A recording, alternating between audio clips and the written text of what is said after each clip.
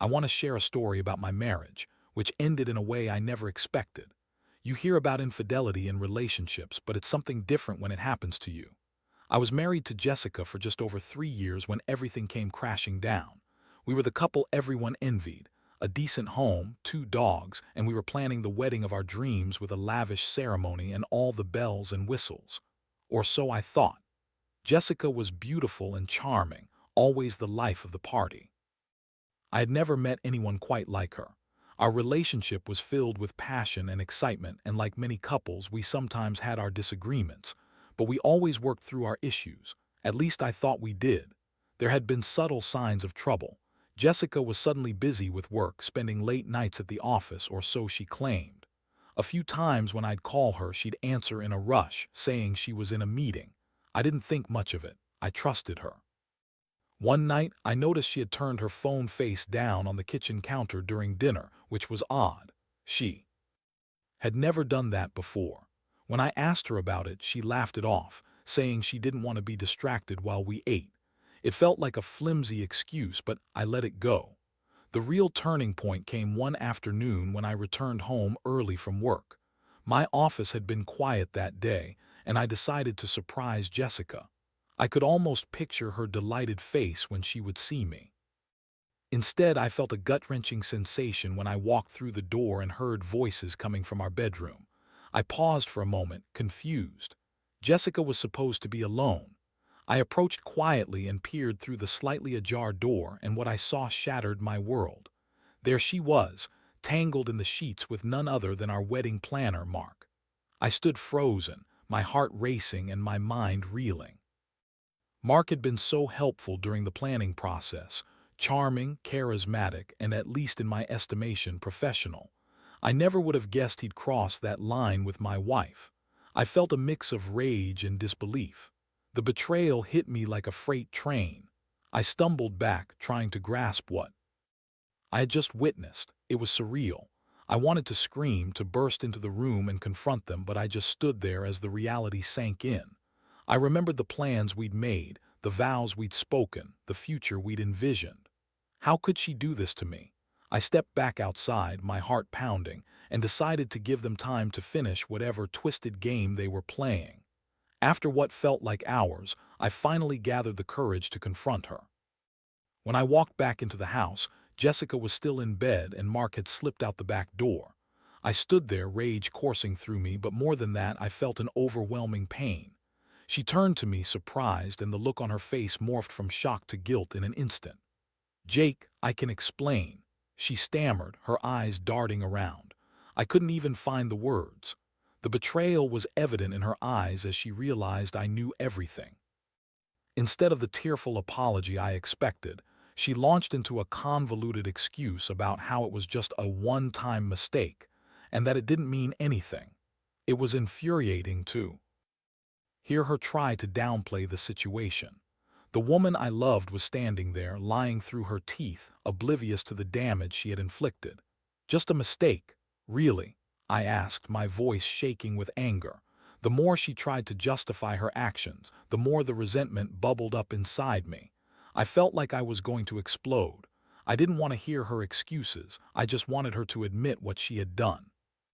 Instead, she kept insisting it was only about planning our wedding, that she was overwhelmed and confused. The emotional toll was immense.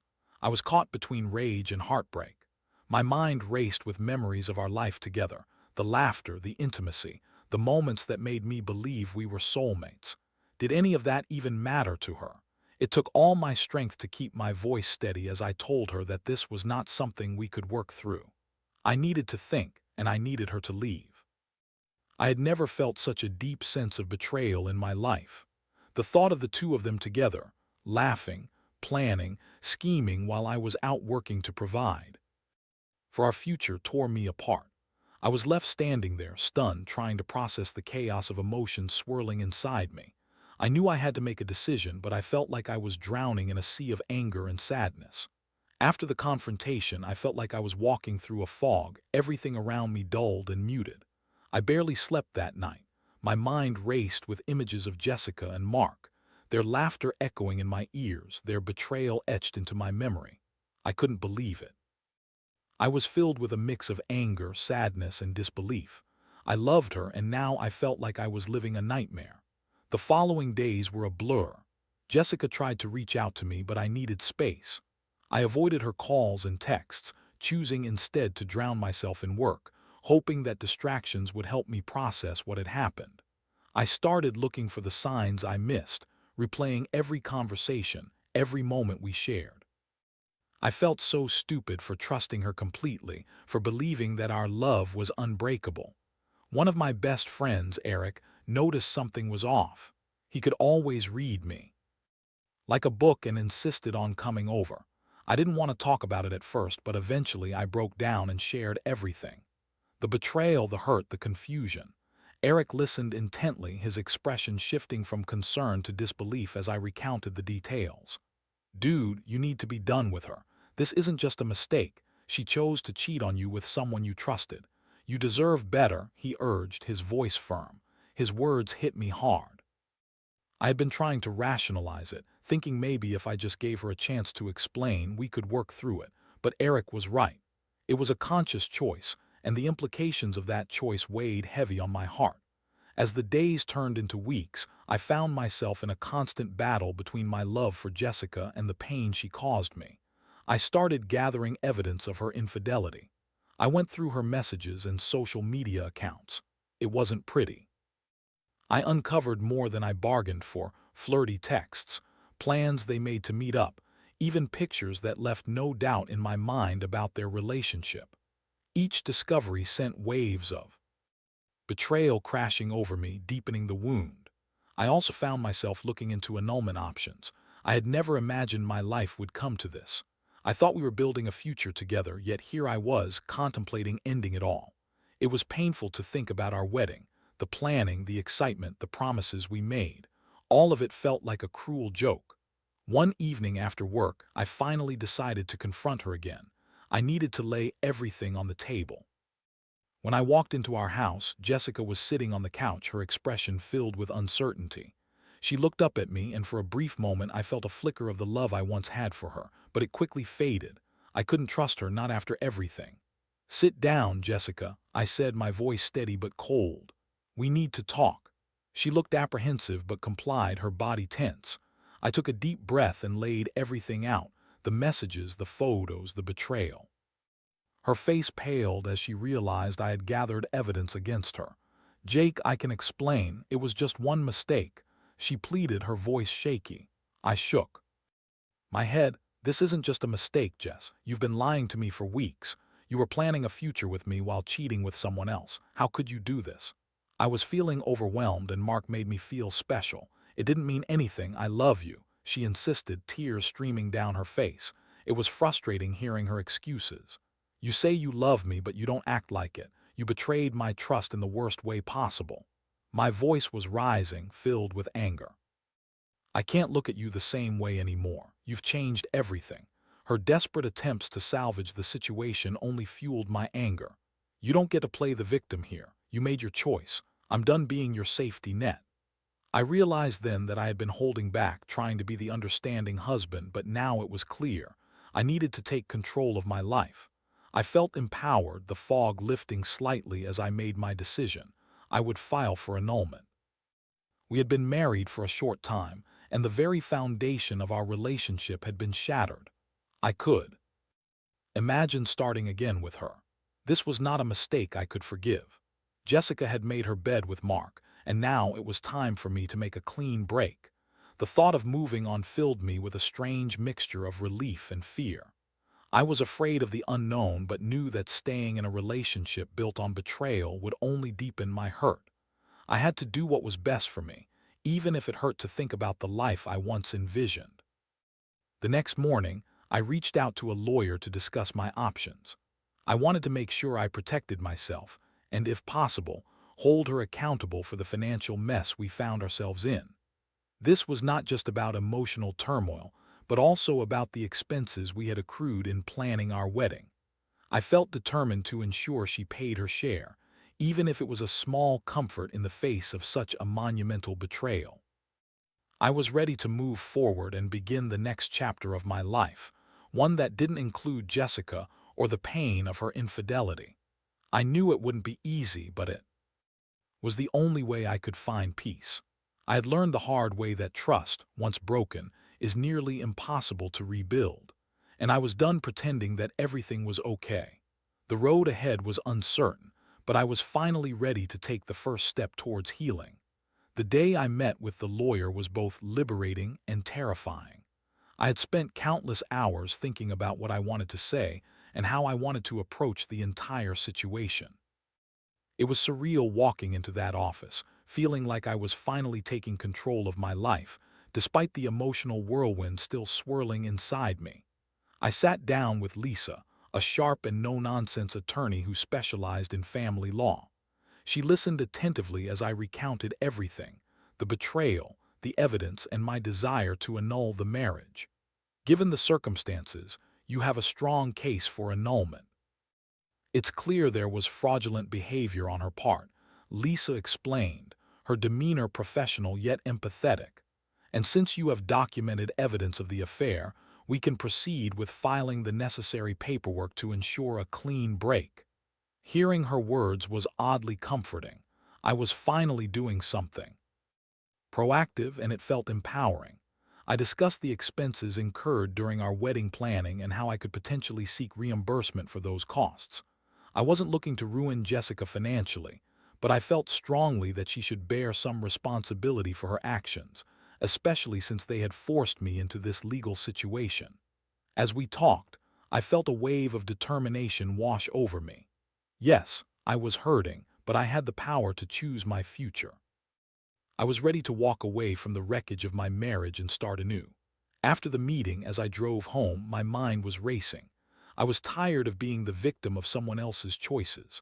I had begun to formulate a plan, not just for the annulment, but also for how I would handle Jessica moving forward. When I returned home, I found Jessica sitting on the couch, her eyes red from crying. I took a deep breath, steeling myself. I had to be strong now. I met with a lawyer today, I told her, my voice steady. Her expression shifted from desperation to anger. What are you talking about? You can't just end this. We can work it out. I can change, she pleaded, grabbing my arm.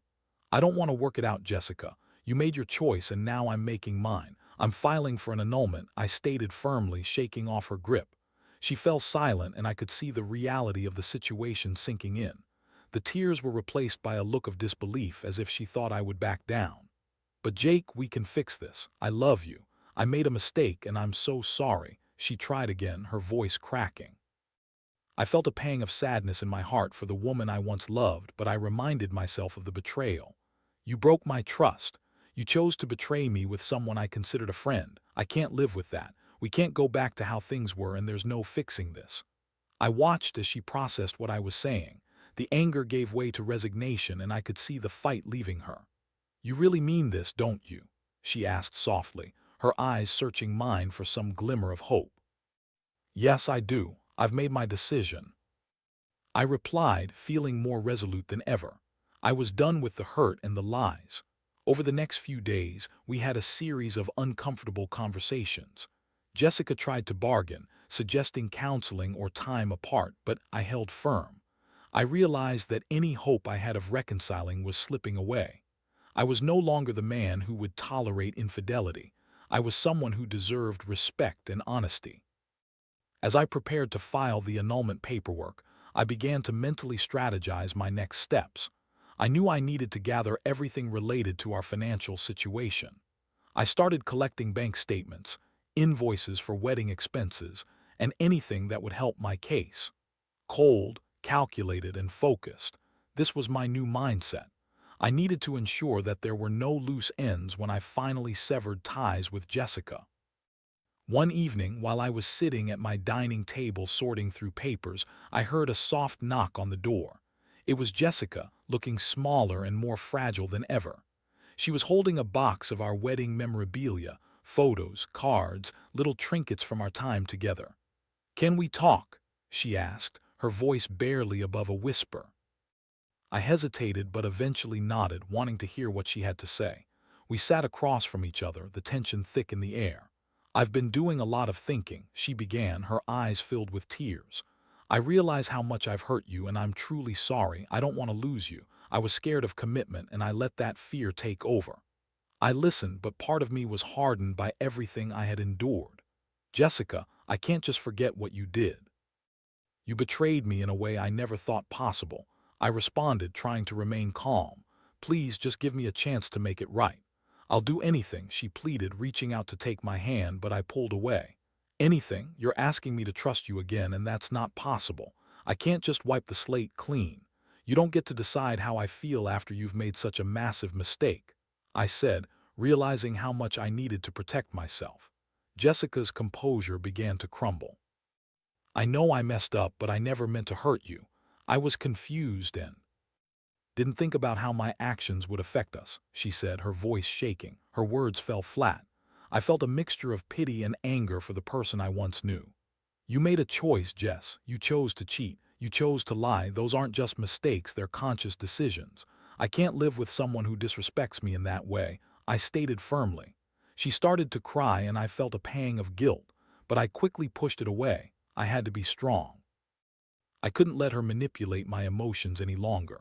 I'm sorry, but I have to think about my future now. I deserve better than this, I said, standing up to leave the room. As I walked away, I realized that this was the final moment of closure I needed. There was no going back. I was ready to sever ties. I had learned a painful lesson about trust and betrayal, and now it was time to focus on myself and my future, no matter how uncertain it felt. I was committed to moving forward, even if it meant walking through the fire of my emotions alone.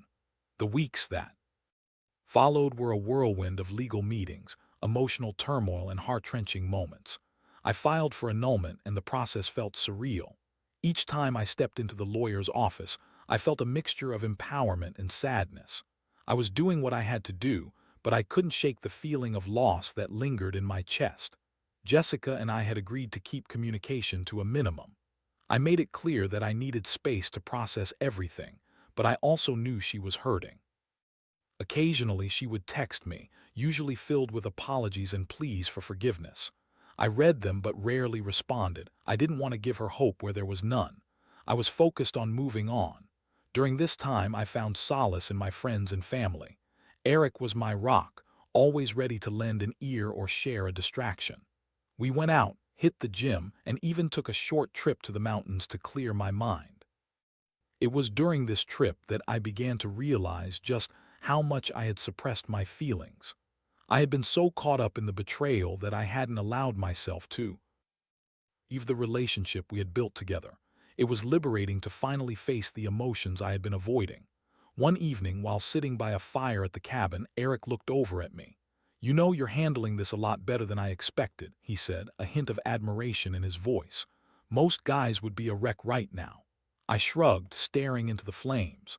I'm just trying to stay focused, I guess. It's hard to process everything. I loved her, and now it feels like that love was a lie. It wasn't a lie, man. You had real feelings. She's the one who messed up. You deserve someone who respects you and your love, he replied, his tone firm and reassuring. His words resonated with me. I had invested so much into our marriage, and it hurt like hell to think that Jessica had thrown it all away. But I also recognized that I couldn't let her actions dictate my future. I was learning the crucial lesson that love isn't about sacrifice and suffering. It's about mutual respect and trust. When I returned home, the process moved forward swiftly. The annulment paperwork was filed, and soon I received a court date. Jessica's reaction was predictable, panic mixed with desperation. She called me, her voice trembling, asking me to reconsider.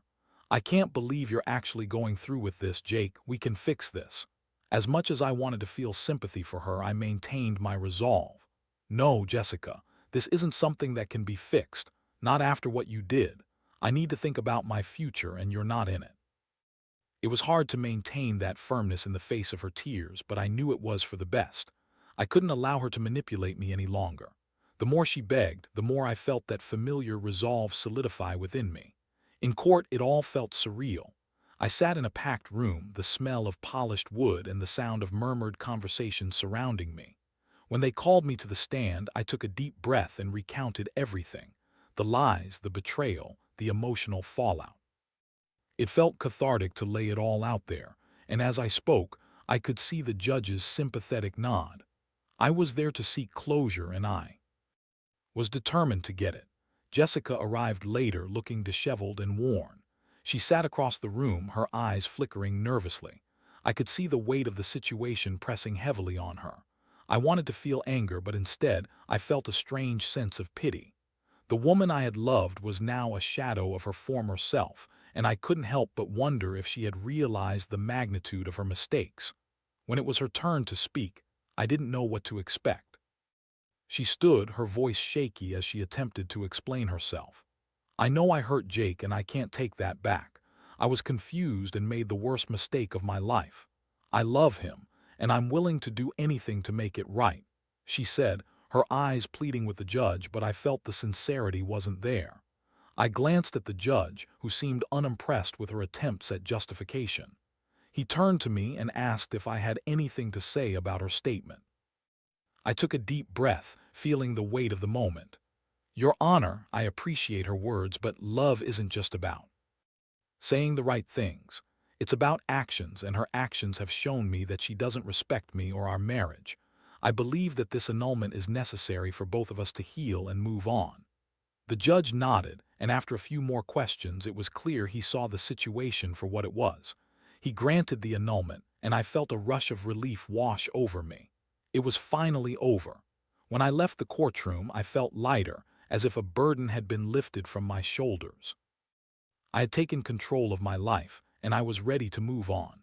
Yet I couldn't help but feel a pang of sadness for what could have been. I had once dreamed of a happy future with Jessica, but those dreams had been shattered by her choices. As I drove home, I reflected on everything I had learned through this painful journey. Trust is invaluable, and once broken, it's incredibly challenging to rebuild. I had also learned the importance of self-respect and the necessity of setting boundaries. I realized that I deserved someone who would cherish me and my love, not someone who would throw it away for a fleeting moment of passion. While the past would always be a part of me, I was now eager to embrace the future. I felt ready to start anew, to explore new possibilities, and to allow myself to love again when the time was right. I had weathered the storm, and I could finally see the sunlight breaking through. The days following the annulment were a surreal mix of liberation and lingering sadness. I felt a strange lightness, as though I had shed a heavy cloak that had been weighing me down for far too long. I was finally free from the shackles of betrayal, ready to reclaim my life and my happiness. But of course, it wasn't as simple as flipping a switch. The emotional scars lingered, and I knew I had to navigate the aftermath of my marriage. I spent the first few weeks focusing on myself. I made a conscious effort to reconnect with friends and family. I hadn't realized how much I had isolated myself during those last few months with Jessica. It felt good to be around supportive people who genuinely cared about my well-being. Eric was my constant companion, and his unwavering support made a world of difference. "Let's go out this weekend, man. We need to celebrate your newfound freedom," he suggested one Friday evening. I chuckled at the thought but agreed. I needed to break out of the funk I had been in and embrace this new chapter of my life. That Saturday night, we hit a local bar, and I felt a mix of excitement and nervousness. It had been a while since I had been out without Jessica, and I wasn't sure what to expect. The atmosphere was lively, filled with laughter and music. It was a refreshing change from the somber mood I had been living in. As the night progressed, I found myself loosening up. We played pool, enjoyed some drinks, and laughed until my sides hurt. I even flirted with a couple of women, their smiles offering a glimpse of the magnetic pull I once had. It felt exhilarating, and for the first time in what felt like ages, I was reminded of the joy of human connection. After several rounds of laughter and a few more drinks than I probably should have consumed, Eric nudged me. "Look over there," he said, nodding toward a table of women nearby. "That one keeps glancing this way." I turned to see a striking brunette with a warm smile and sparkling eyes. As if sensing my gaze, she caught my eye and smiled back. I felt a jolt of confidence surge through me. "Go talk to her," Eric encouraged, giving me a gentle push. I hesitated for a moment, but then I decided to take the plunge. I approached her table, my heart racing. "Hi, I'm Jake." I introduced myself, trying to project confidence despite the nervousness bubbling within me. "Hi, I'm Mia," she replied, her smile broadening. We struck up a conversation, and I quickly learned that she was vibrant, witty, and engaging. The chemistry was undeniable. It felt refreshing to connect with someone new, someone who had no ties to my past. As the night wore on, I found myself laughing and enjoying her company more than I had anticipated. We shared stories, talked about our interests, and bonded over our mutual love for adventure. I felt alive again, and it was exhilarating to think that there was life beyond my past. I exchanged numbers with Mia before leaving the bar that night, and while I knew it was just the beginning, it felt like a significant step forward. The prospect of opening my heart again filled me with hope. I was ready to explore new possibilities and build new connections. This was my time to rediscover myself. In the weeks that followed, I dated Mia casually, and while I was careful not to rush into anything, the experience was refreshing. She was kind and understanding, and I appreciated her patience as I navigated the remnants of my past. I was transparent about my recent annulment and the emotional roller coaster I had been on, and she respected my boundaries. At the same time, I continued to work on myself. I started going to the gym regularly, taking up new hobbies, and even attending a few local events. I focused on self-improvement and self-discovery, realizing that I had a lot to offer the world outside of my relationship with Jessica. I learned the importance of being content in my own company, a lesson that had taken me a while to grasp. But as I moved forward, I couldn't completely escape the memories of my past. Every now and then I would catch a glimpse of Jessica in public places or receive an errant text that would remind me of the hurt and betrayal. Each encounter felt like a stab to my heart, but I had come to understand that these feelings were part of the healing process. I finally decided to have a final conversation with Jessica. I wanted closure, and I knew that our paths would inevitably cross again, especially in our shared social circles. I initiated the conversation over coffee, choosing a neutral place where tensions could hopefully be minimized.